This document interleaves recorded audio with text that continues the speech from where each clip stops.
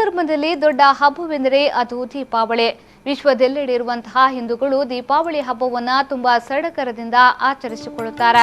ಗುರುವಾರದಂದು ಲಕ್ಷ್ಮೀ ಪೂಜೆ ಹಾಗೂ ಗೋಪೂಜೆ ನಡೆಯಲಿದ್ದು, ಹೀಗಾಗಿ ನಗರ ಪ್ರದೇಶದಲ್ಲಿ ಹೂವಿನ ವ್ಯಾಪಾರ ಜೋರಾಗಿದೆ. ಗ್ರಾಹಕರು ಕೂಡ ಹೂಗಳ ಖರೀದಿಯಲ್ಲಿ ತೊಡಗಿಸಿಕೊಂಡಿದ್ದಾರೆ. ಸೇವಂತಿ, ಜೀನಿಯಾ, ಚೆಂಡು ಹೂ, ಮಲ್ಲಿಗೆ, ಬಡ್ಕಳ ಮಲ್ಲಿಗೆ, ಕಾಕಡ ಹೀಗೆ ವಿವಿಧ ಬಗೆಯ ಹೂಗಳನ್ನು ಮಾರಾಟ ಮಾಡಲಾಗುತ್ತಿದೆ.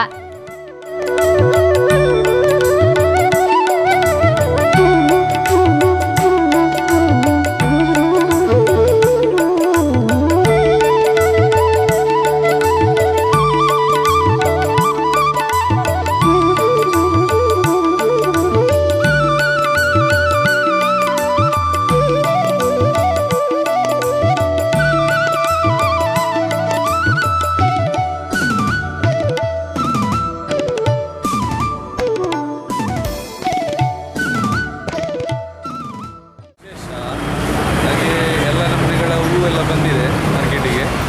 ರೇಟ್ ತುಂಬ ಕಾಸ್ಟ್ಲಿ ಉಂಟು, ಆದರೆ ಜನಗಳಿಗೆ ಅಂತ ತೊಂದರೆ ಆಗದಂಥ ರೇಟ್ ಏನಲ್ಲ, ಮೀಡಿಯಮ್ ಆಗಿ ಉಂಟು.